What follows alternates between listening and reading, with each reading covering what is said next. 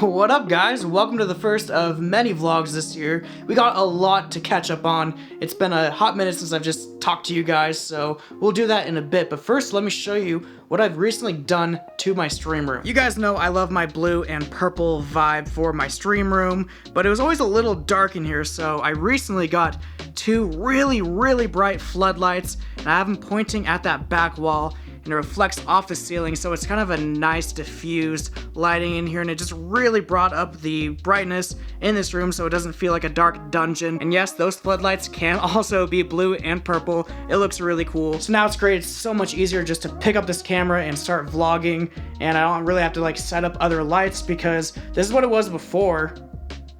Those are with those two lights off, and with them on, so much easier to vlog. It's such a good vibe in here now. Speaking of filming, today is Tuesday, which is an off day for me of streaming, so I'm gonna film a bunch of stuff for TikTok today while I have the day off, and do a bunch of B-roll shots of my setup as it is right now, and a bunch of shots of me gaming at the setup, so I just have a bunch of clips ready to go anytime I want to use them for TikTok. Yeah, I need to get this desk cleaned up a little bit so it looks a little more presentable for those shots, and I don't know if you guys can see that, but that is something that has just absolutely changed my life these last couple of weeks. We'll talk about that later.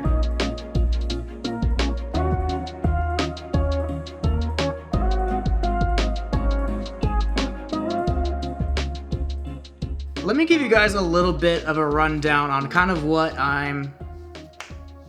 Dude, I am not this pale. I swear I'm not this pale. It's the lighting. The windows are blue light, and that's warmer. You know what I'm actually gonna blame? I'm gonna blame the ugly beige walls. Who decided that beige is the right color for a wall in an apartment? It is the ugliest color, and of course our landlord won't let us paint.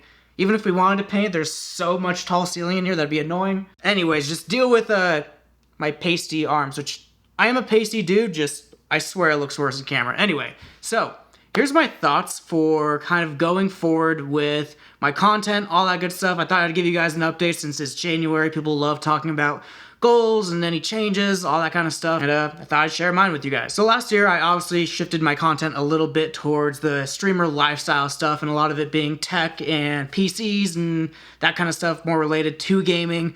But a lot of what was last year for me was making a lot of TikToks. Obviously, short form content is this amazing thing for content creators, and as viewers, we love scrolling mindlessly on TikTok and YouTube Shorts, all that good stuff. But as a creator myself, I realized that I constantly felt like I was just running around with my head, like a chicken with its head cut off, essentially, like scrambling to be like, oh my god, I didn't post a TikTok yesterday, what do? I gotta figure something out today, and it was so stressful to like try to always come up with something like good. I realized after a year straight of doing like high quality TikToks talking about my setup and all that stuff, it's exhausting, man. It's too much, especially while trying to be a streamer and a YouTuber. Just constantly pumping out high quality short form content day in and day out was just like, it's too much, man. It's too much. So my strategy as of now is I'm going to be switching that up a little bit. So it's going to be a lot more stream highlights as short form content from me, and some more cinematic-y stuff that's enjoyable for me to make, but less day-to-day, like, here's my microphone, here's my whatever, because that's just, those things take up too much time, and I'd honestly rather just put it in a vlog like this. Now, speaking of the vlog, you guys know last fall I tried being a weekly vlogger. That lasted, what, 5 weeks, if that? And clearly burnt myself out because of everything going on. Bronte just got home. I'm vlogging. Oh. She just looked at me so weird. She's like, who are you talking to? The vlog. Don't leak. She almost leaked her address. Our address. Why did I say your address? It's our address. Provisions. Anyway, as I was saying, essentially last year I tried way too hard in my vlogs to like make them high quality vlogs that I thought everyone would want to enjoy. But me personally, when I like watching other people's vlogs, it's more of just like almost like streaming, where it's just very chill and laid back, and you're more just seeing their real thoughts and their day-to-day lives. And I think I'm going to go with that route, and I still want it to be streamer lifestyle-y stuff, and I'll keep it that way, but ideally I want to have a vlog up for you guys every single week that's going to be casual and will be something that I don't burn myself out on. And then every once in a while, maybe once a month and a little more, we'll put out a higher quality day in the life, or I built a new PC or something like that. So that way there's a much better balance of things and I don't end up ghosting you guys for a month. But most importantly this year, my biggest goal is to just have fun with content creation and be myself and show you guys my true personality, because the last 2 years I spent so stressed out about trying to make enough money from content creation to pay the bills. But now that Bronte has a full-time job again and I am making some money from content creation, we aren't nearly as stressed out anymore, and I feel like I can now be myself as a creator and I don't need to make everything for an algorithm, and I just want you guys to get to know me this year. I realize you guys also haven't seen Bronte's full gaming setup since we've painted her PC white. Bronte is currently obsessed with Overwatch 2, so don't mind her. This is the PC that we recently did, like a little over a month ago. It turned out so good. And we just have it on this little table off to the side. She has some other things there. But one thing I didn't really show in the video is that we painted these monitors white as well as her microphone. We didn't buy this one white, we painted that white. And this turned out so good in my opinion. It is the next day and I am currently running a little behind for my stream. It's a little after 12 p.m. and I'm really trying to be better about starting my streams closer to like 11 a.m., sometimes a little closer to 12 my time, but somewhere in that time range. The reason being is that way I can, vlog more for you guys after stream and whatnot, but in order for me to stream by like, 11 a.m., that means I need to wake up early. And that's a problem for me. I'm like the world's worst morning person. I hate waking up early with a passion. I don't know what it is, I've always been this way. Actually, you know what? I do know what it is. I am absolutely terrible at going to bed at a reasonable hour and actually falling asleep, which is something that Bronte and I have talked about for the last couple of weeks. I'm like, alright, what's my ideal daily schedule? And what we're trying to do is, what I'm trying to do is to go to bed by midnight, which is something that's very, very hard for me to do. I'm someone who just loves working really, really late. I find myself working till midnight all the time, and then if I try to go to bed, my mind's still racing for the next couple of hours, and it does not work out at all for me. So my current plan right now is to try my best to be done working for the day by 10 p.m. and then just spend the next couple of hours, relaxing and maybe playing video games. What a weird concept, right? I guess I should show you. Bronte got me some new energy drink powder stuff. And I've always heard really good things about, if it will focus, I've always heard really good things about Sneak. I've always heard that their ingredients are really good for you. I think they're based out of the UK, but Bronte got me these for Christmas, and honestly, a billion times better than G Fuel. The taste is so good, and I actually feel better drinking these.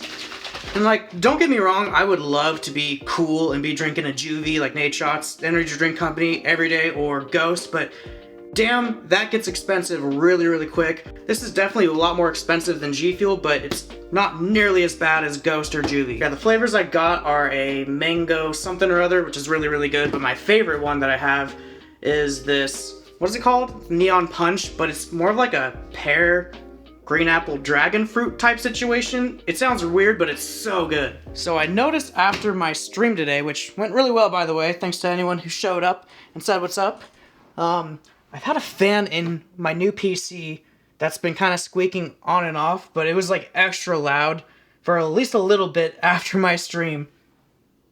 And of course it's not making the sound right now when I go to show you guys, but I kind of want to open this up, take the side panel off, and figure out which fan it is and see if we can get it fixed. Luckily this case isn't too bad to get into. Okay, easy. So, there could be two options. It's either one of the new NZXT fans that I installed, or it's my 3080. So I found that most fans, if you slightly touch them, it'll stop, and it really doesn't do that much harm to them, because most of them are magnetic bearings, I think. I don't know exactly how it works, but it doesn't usually damage the fan. So I might just do one at a time. I should probably ground myself. I should probably touch some metal things.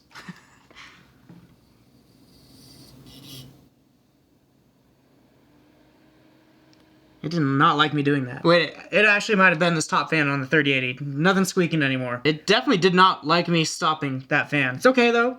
Everything's fine now. Fingers crossed, it's fixed. Dang, this is kind of cool though, having this panel off. It's kind of nice being able just to easily see into this PC.